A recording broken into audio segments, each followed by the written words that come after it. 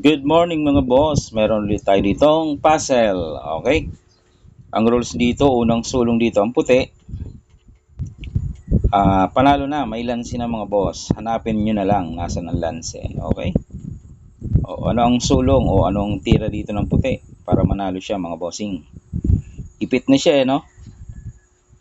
Kung susulong siya dito, ito ang gagawin. Tapos titirahan dito, pagkain ng puti, dadama na. So talo ang puti pag ano no? Ipit ang posisyon ng puti eh. Oh. Kung dito naman ang puti, halimbawa saan? Dito, susulungan naman siya dito. Kung kumain ng atras, ito ang gagawin ng itim. Pagkain, ayan na. So matatalo ang puti. Ano mga bossing?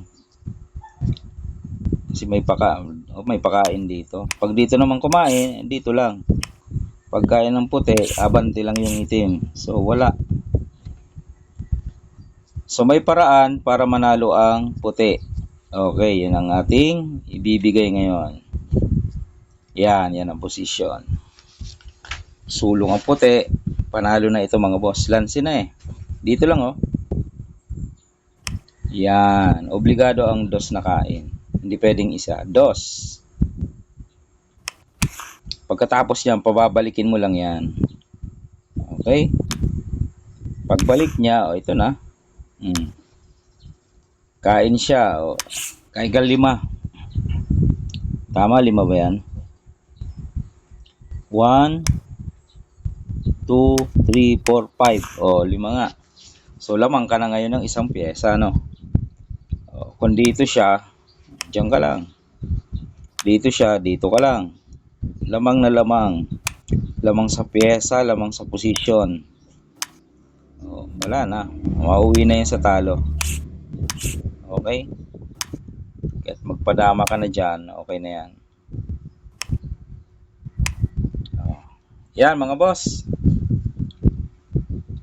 Puzzle ngayong umaga. Okay? Yun talaga ang best move doon. Wala namang iba eh. Kasi ipit na nga, di ba?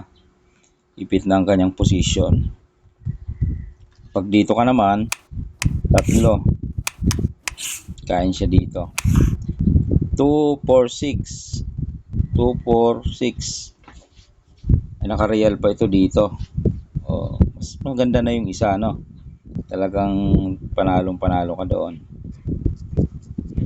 Yun lang mga bossing.